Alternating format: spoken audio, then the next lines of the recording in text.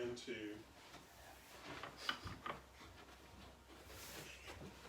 okay, so the first part of the day was OSHA. Okay, so we took care of all of the OSHA requirements, and not only some of the OSHA requirements, some of the 58 requirements. Okay, so for you new people, okay, we have two Bibles, 54 and 58. And the best way to remember that is outside the gate is 58, inside the door is 54. Okay, so anything inside the house, second stage regulator coming in inside the house is 54 rules and regulations. Anything on the outside, anything outside the gate, you turn the dog loose, that's 58. That's going to be pretty much 95% of the information that we're going to deal with. So, let's skip all this stuff. Okay, now some of this stuff I need to read to you directly. Okay, other things I know. Okay, so this is to comply with DOT regulations. That's the Apply to Hazardous Materials training. It's to make certain that you know safely how to load, transport, and offload propane. With this, to be able to respond to hazardous materials emergencies, we're going to discuss signage, placards, labels, packaging groups, and shipping papers. We have to have a section also to discuss security awareness issues. Now, security awareness issues are required by Homeland Security also, and there's 5 different sections we have to cover there. And the last part of this one, we have to certify you, and then we have to also make certain that you're recertified every 3 years in this process. All right, so the main thing here is you're never done when you leave, okay? It's always something that's going on, okay? I'm not going to give us a pre-test or anything else like that, right? The DOT's and expectations are that you are aware of what hazardous materials that you're carrying, what are the safety precautions for you, and also handle emergencies properly. Okay, definitions. Okay, an employee is anybody that, a person who is employed by a hazardous materials employer who directly affects hazmat transportation safety, including, that means for you, load, unload, or handle, so that takes care of you guys, okay? Tests, reconditions, repairs, modifies, marks, or represents packaging. That even goes to painting tanks. Prepares hazmat for transportation. That's going to be you for CSR. So once you take that telephone call and says, Mr. Smith needs this gas, you cause it to be transported. Okay? Is responsible for the safe transportation. Okay? Even if you were just nothing but a dispatcher, okay, and you didn't take the call coming in, but it still went through your hands, then you're dispatched. Okay? Quick side note on that. So Scott and I sat in on risk management, high-end attorneys that do these $1 million plus cases. It is not uncommon for some of that breakdown to be that the initial information given by, you guys are considered customer service representative CSRs, gave them the wrong steps for the out of gas leak call. So they call here, they get you. I think I have a leak. What do I do? Give them the wrong steps. They blow up. That come back to what the CSR said. So we could do everything else correct, but we gave that initial phone conversation, and it literally has been he said, she said. So we will be getting things for you. Right now, we haven't addressed that because he's the one that takes all the calls, but it's starting to go out, right? So we want to get the cheat sheet that will be at the desk. That when I say cheat sheet, I mean you literally follow that word for word on those steps. You do not deviate, you do not make it up, you don't. Document the phone call. And you document the phone call. Yeah. So that's and where we'll we're have headed. that 2 different ways here, so. Yeah. It's not documented. So we'll be talking about gas Yep. leak and stuff tomorrow, I think, but Yep. just making you guys understand again how important you guys are on that triage of phone call. That even if you're not the guy out there actually checking the leak, it's just as important as what you tell them, the information. when Put you it in brass serve tacks. us. Whatever you're saying to the customer is protecting their life.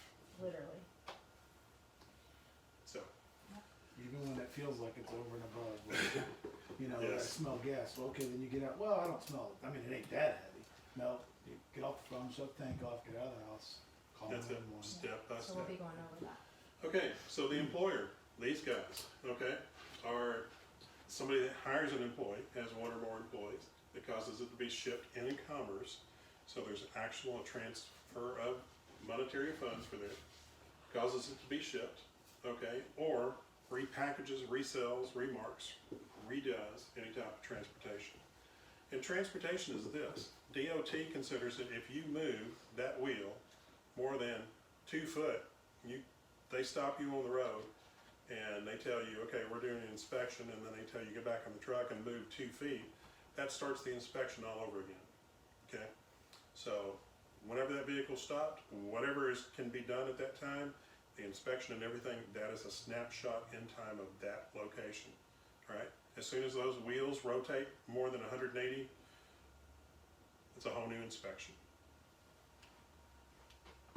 Okay, training means that you have to have, and I have to present to you, a systematic approach as far as training.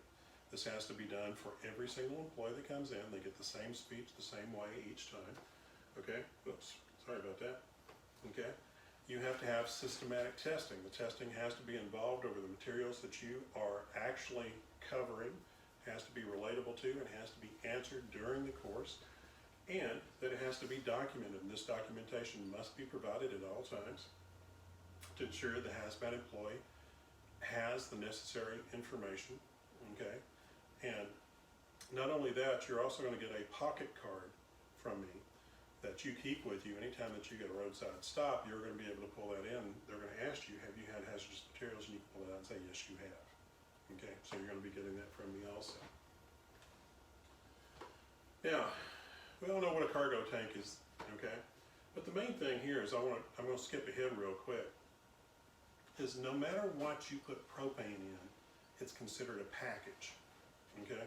So whether you put it in a 20-pound cylinder, whether you put it in that bulk plant out there, whether you put it in a rail car, they're going to ask you what's in your package, and that always throws new people. Your package is whatever your container is. So hey, I'm calling propane, okay? That's what your package is. So your cargo tank is just a bulk packaging, okay, to load or unload. Flash point. Flash point is the minimum temperature that a product will ignite to.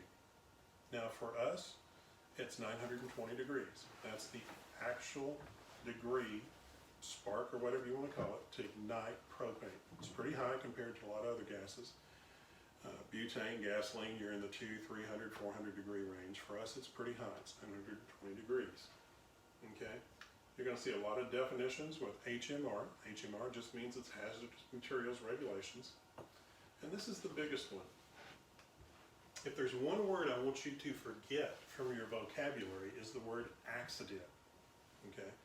Because I'm also also go to the legal defense meetings and things like that, is no matter whatever happens, and you get a telephone call, let's just say yesterday, we were just talking about the West Virginia accident, okay, that is an incident. That's an incident until the facts have been proven who was responsible. Okay, once the determination's been made, then it's considered an accident. But until then, it's an incident until you can find the determining cause of what's happened. Okay, so if you have a wreck on the road, you've had an incident until it's been proven it was driver error, brakes, or whatever. So remember, incident. You've got an incident, not an accident. We've talked about labels. We're going to talk about markings a little bit later. There's a little bit more as far as that because we only deal with your bobtail. We're not packaging individual units, but I do have to cover that with you. Okay? We're going to cover placards quite a bit on different situations, and shipping papers. We've already talked about through OSHA, so this works out. We're actually doing this backwards. We usually do hazmat first, and then we do OSHA second. So you're going to hear some of the same things from here. All right, here we go. Definitions and everything. Okay, 49 CFR 172-700. The purpose and scope of this, there's 4 sections, are number 1, have to have a systematic program that ensures a hazardous employee is able to recognize and identify hazardous material. That employee must have function-specific knowledge about the material he handles, which means you don't do anything unless you've been trained for it. If you haven't been trained to do a leak check, you don't do a leak check. If you haven't been trained to install a piece of line or flare a piece of pipe, You don't flare that piece of pipe or install that piece of line. Must be function specific. And the employee has knowledge of the emergency response information. Now, the reason why the emergency response information, you two, or you three, may have seen the old West Virginia grocery store video where it blew up and everything else. That comes about here because nobody knew what the emergency response procedures are. Now, you two will definitely learn it because you're going to find out when you go downstairs, there's going to be a listing for all emergency responders and information. There's also going to be a separate one as far as evacuation. You're going to see a lot of new paperwork up on the side of the wall from now on, okay? You're going to know where it's at. But before, we had to individually take this in classes and let you know what your emergency response information was. Okay, 49 CFR 172701, state and federal relationships. Okay, states may impose stricter requirements, training requirements, if they don't conflict with federal regulations and requirements. Okay, so the federal requirements are this. We have 54 and 58. 54 is the LP fuel gas code. 58 is the LP gas code. Okay, there's a difference. Okay, fuel gas is vapor coming into the house. Okay, so both of these, those are our Bibles, and those set the minimum. Okay, so that's the water level. So, states, okay, counties, cities, your authority having jurisdiction, the AHJ, whoever's responsible for that, fire department, police department, may have rules and regulations that exceed 54 and 58. They cannot go less. They have to go greater, and it can be based on your authority having jurisdiction. That's where this comes in, okay? Can be stricter training requirements. So in some states that operate, Ohio's not as bad as other states. I deal in Alabama, and Alabama has only gotten their code up to 2011, 2012. But along with that, I've got another 86 pages worth of rules and regulations above regular code. So it's really involved to try to keep up with it. Okay, 49 CFR 172702, the applicability and responsibility for training and testing. Okay, your employers are responsible to make certain that you have been trained and tested as a hazardous materials employer. You must train the employee. The employee must never attempt to perform a work operation unless they've been trained for that specific test. Company, public, private training is acceptable, so they can do their own training. They can send you to the state PGA courses, or they can bring me in as a private company to do the training acceptable as long as we're all certified. And the employee must be tested and have that tested trained. Okay, 49 CFR 172704, the training requirements. Okay, we have to have general awareness training so the employee can recognize and identify hazardous materials. Along with this, your function-specific training according to the job for each employee is performing. Okay, your emergency response training, your security and awareness training, which we'll get in depth a little bit later, and measures to protect the employee from normal hazards and protective measures for uncontrolled releases. This is where we get back to OSHA, where we get back to the Hazcom situation. Now, for you, 85% of this is all going to be emergency response training and security awareness for you. Okay, because you're not going to be dealing with the day-to-day operations and not going to be handling propane. So your amount is going to be mostly from these two categories. Okay. Now, along with this, we also have to have methods for avoiding accidents. So you're going to see a little video as far as bobtail rollovers and everything else to make certain that you're aware of that. OSHA and EPA training can be leveraged for this requirement. That's the reason why I put this program together myself, because I can incorporate OSHA, I can incorporate Homeland Security, and I can incorporate DOT according with 54 and 58, and I cover every bailiwick in one situation. And then the last one, relevant training from a previous employer can be used. Now, previously I told you we have to keep your training records for 5 years after you leave the company, okay? Well, if you can take your certificates with you, and if that new company deems that, okay, we're gonna take that, then we're gonna certify you right there. We're just gonna say you're certified, you can go to work. Otherwise, they're gonna have to make certain that you're gonna have to be retrained according to their procedures. Okay, frequency of training. This is going to be one of the biggest questions on the quiz right there, right? You have to have immediate training anytime that you change job functions or new hazardous materials comes in. So, you guys are drivers, you're a CSR. If you want to go out and be a driver and they want to go and be a CSR, you got to go through this whole program all over again. Okay? You got to be tested, show the dates and everything else. The dates have to coincide when that job position changed. Right? New employees have to be trained within 90 days of employment and have to be under the direct supervision, okay, while training. And that's the checklist I provided to you, so you can have those, and we just talked about. And the last one, training has to be refresher training every 3 years. Now, refresher training means you have to go back through the exact same thing, and you hear this thing over and over from me all the time. Okay? Now, refresher training and CTEP courses are different. You can shorten those things down, but this has to be spelled out as such. Training records. Okay, you can see on the bottom of the quiz, again, it has to have your name, printed, signed, date, location. Those are requirements as far as this. It also has to have all my information, my name, address, telephone number, as data trainer and certifications show. That has to be on the forms, because if it's not on the forms, it's not legal. They can actually discard it and say, no, it doesn't meet standard. Okay?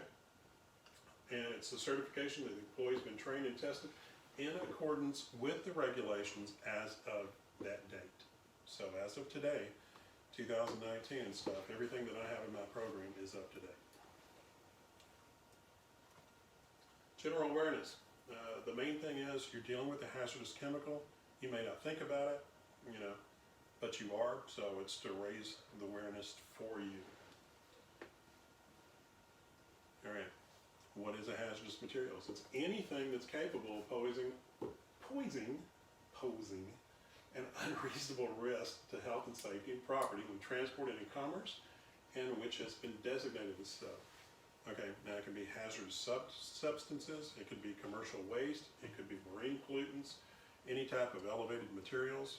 Now, we're elevated materials because we're cryogenic. It's under pressure, it's minus 44 degrees. All right, now let's start getting into some charts and some pretty pictures now. Okay, hazardous materials table. Now, I have to show you the large table, the large book. It's about this big and stuff. You'll never even look at it. But I have to tell you what this is. 49 CFR 172-101 tells, this is the book, national book, that has a listing. Right now, there's over 3,600 chemicals that are listed as hazardous materials, and every single one of them has to be listed. And when they're listed, they have to have a series of everything that you have, a lot like you have on the 16 different sections as far as your SDS form. Okay. With those, there's going to be 10 different columns that's going to be provided in this book. It's going to have everything from class to shipping name, labels, packaging requirements, what type of quantity limits that you've got. The table in the large book has to be in alphabetical order, and you've got to be familiar with this table. In larger companies, there are situations, and I have had an OSHA inspection before, where OSHA's came in and said, can you show me where this is at, and can you tell me what this is?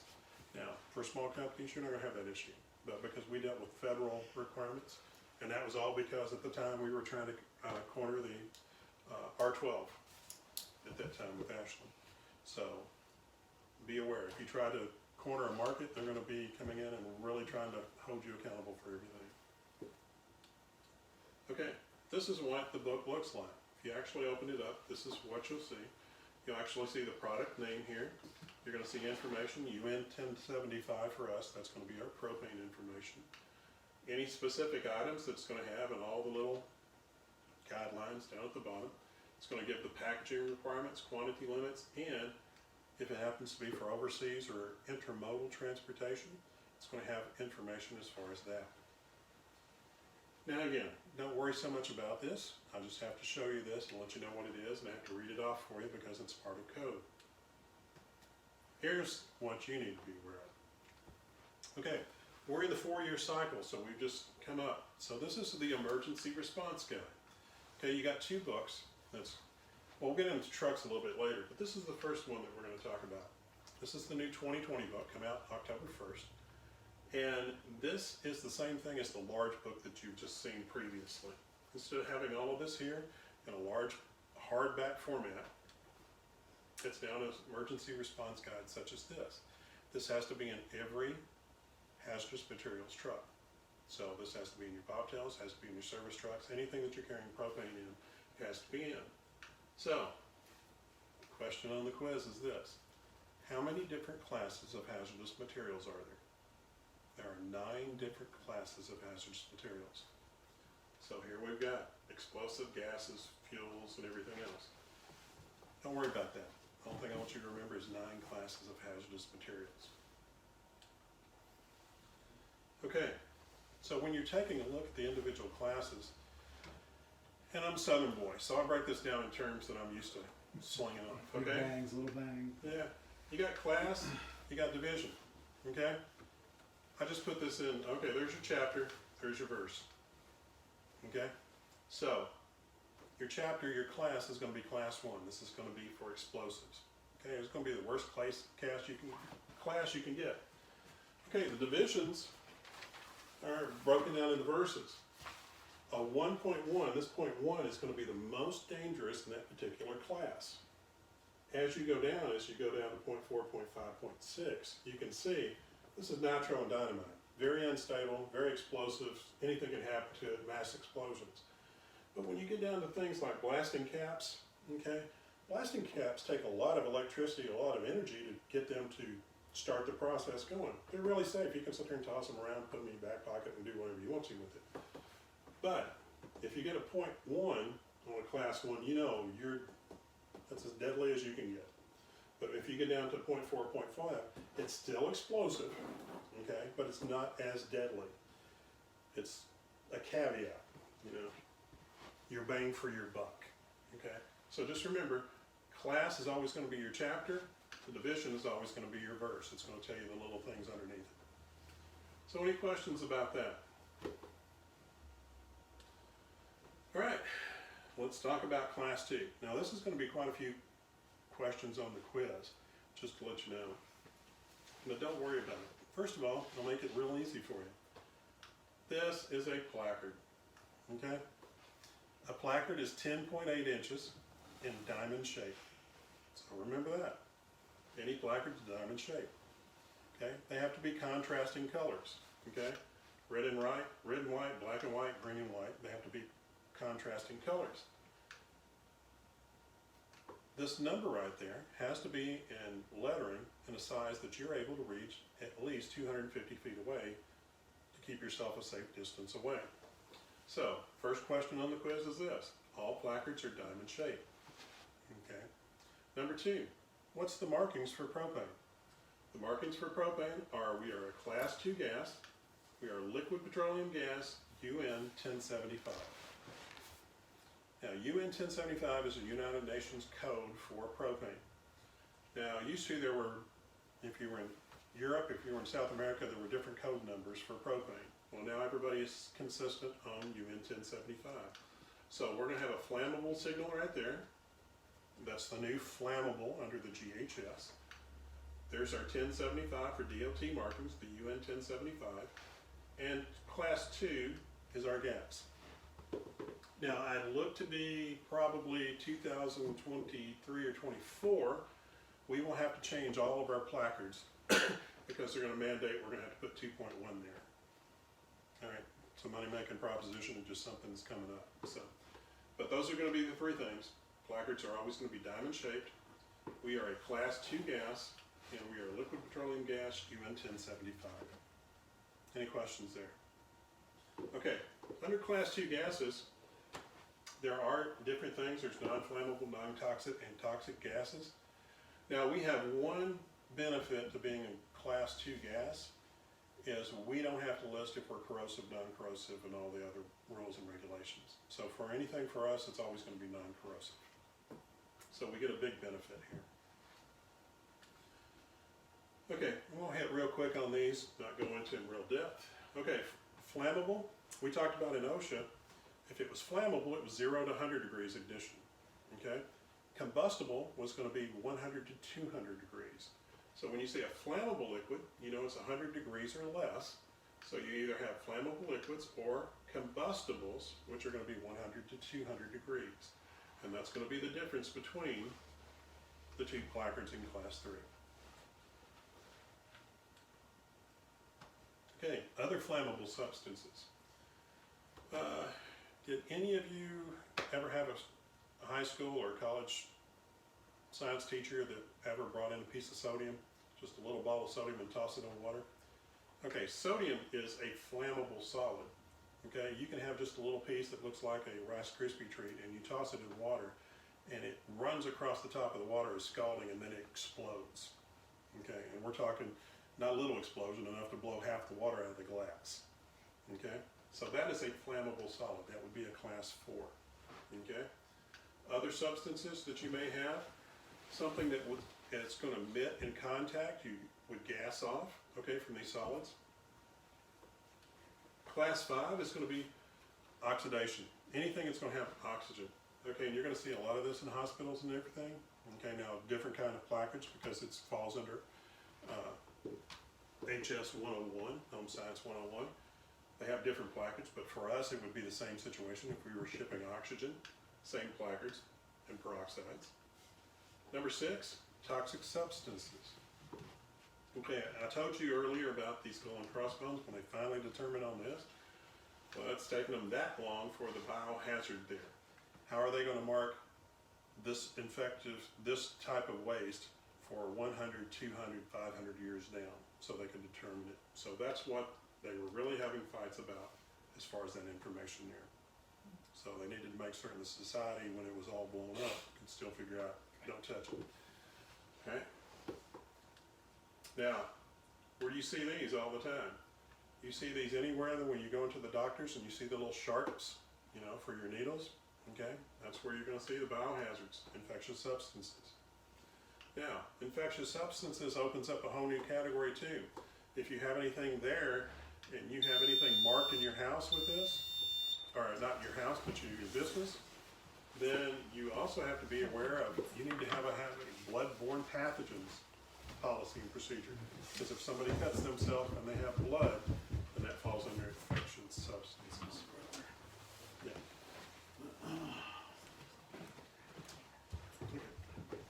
You want to take this time now? You want to go ahead and You're take good, you're good. Okay, I'll tell you what, I'll finish up with this, with all class 9s, and we'll finish up with those. Okay?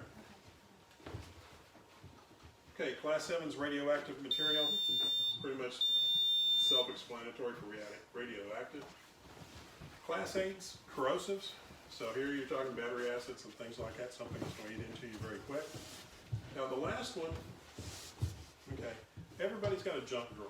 Okay, you walk in anybody's kitchen, there's going to be a drawer there and it's going to have everything in it except kitchen material. Okay, tape, rubber bands, and everything else. Class 9 is the same thing for hazardous chemicals. Okay, under this you can have everything from magnetic materials, dry ice, asbestos, polymers, zincs, anything. If they can't put it in one of the other 8 classes, it goes in here. Let me give you one that you would never consider as a hazardous materials. Battery powered. Molasses. If you carry more than a 55-gallon drum of molasses, it's a hazardous materials because it's a fire hazard. Okay, and it's a 0.4 category for molasses, so it has to be shipped under a class 9 when they're shipping a tanker full of molasses. Okay, so just some of the dangerous goods that fit in a weird cabinet right there. Truck So- probably drives slow too.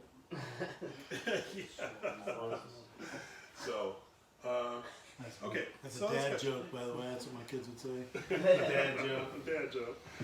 Okay, so that's class 9. So we've got through all of those. Just remember, how many different classes of hazardous materials? 9. Okay, what are placards? Diamond shaped. Diamond shaped. Okay, if you've got propane, what's it listed as? 1075.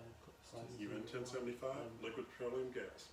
Okay, if you're doing training, how often do you have to have training? Every 3 years, 90 days. 90 days. First day of the job. Immediately if you change. Anytime you change positions. Yep. Good. Good. Ding, ding, ding, ding, ding. Yep. That's good enough. So you got that main part. That's going to be part of the questions on there. Now we can eat. How's that? You don't have time. Thanks for being so flexible, Wes. Appreciate it. Hey, I told you. You've been there, done that, right? Yeah, too many times, particularly, season change like this, cause you never know what you're gonna get bullets with. And we'll get as much covered and whatever I can't, you're gonna have the materials here. I can sit here and talk with her, I can talk with you one-on-one, and we can cover everything, and then you can catch up with it later, so. And thanks for bringing me up here, I do appreciate it. Oh, no, great. It's like PD on wheels. Hey, Alright, well, let's go grab something, grub. sounds good. Are you awake back there? No, I woke up with Have I done that to you? I I get thought he migraine. just like looked at me and went, yeah. I swear I broke him. It doesn't work. Doesn't help. I get chronic migraine. I get it, any kind of season change like this too. I'm luckily on borderline. I'm like, now you get to that point, it's like, I can feel it's there, but so far I'm keeping it at bay. My biggest thing is, because I travel so much and I've been bumblebeeing all over the place, like when it's a huge change like this, I was thinking, man, I know what's gonna happen stuff, so I'm hoping tomorrow I haven't lost my voice. Oh, yeah. Because it does, and everybody's, How much offer do you have to get? Like 1,000 gallons or something? that's what I'm hoping for. You get your microphone and hold right up to your throat. Here's sign language. I don't know how you want You're gonna hand me the book and say, here, cover that. Like he said. Quicker, I guess. There's already 300 on 3. Oh. Oh, that'd be alright then. You can just go ahead and put it on, Oh, good. put it on 3 and then the wire needs like 400 along.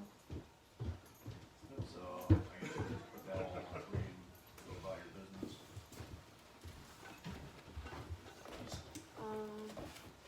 Tables. Did you switch your hose? Oh, you did, yeah. If you switch your hose, go ahead and do wire then. Okay. You still need a place for heavy. I don't know. Let me run. I gotta run down and get them. I'll text you. It'll be 2:30 something. All right. Just give me a second.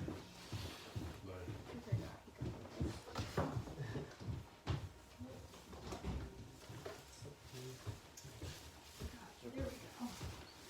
Underneath the table over here is some chips and pretzels.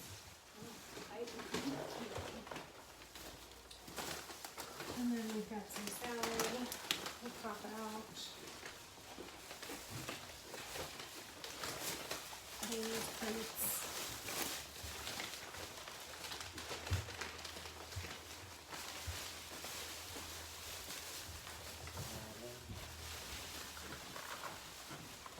Two.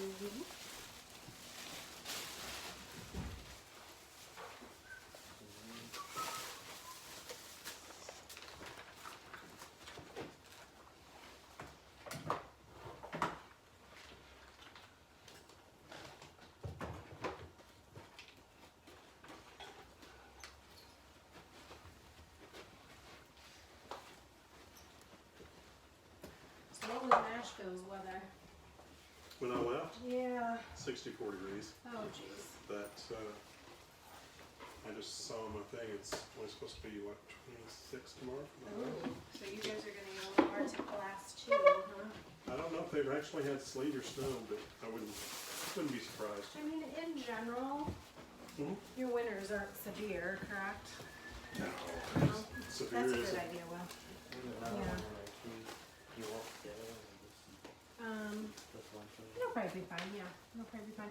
If you want something other than water to drink, just let us know what you want. We have, or go down right, beside the, I can show you. yeah, just show them where the refrigerator is. Get some pop and stuff, there's all kinds of pops and things in You'll there. just stop me. What did Nick do to me? This. Nick. Nick. Large. Oh, no, he's right, he's okay. You'll Nick. just stop. I thought he didn't get me the salad kit. I'm gonna stop it. Huh? Oh,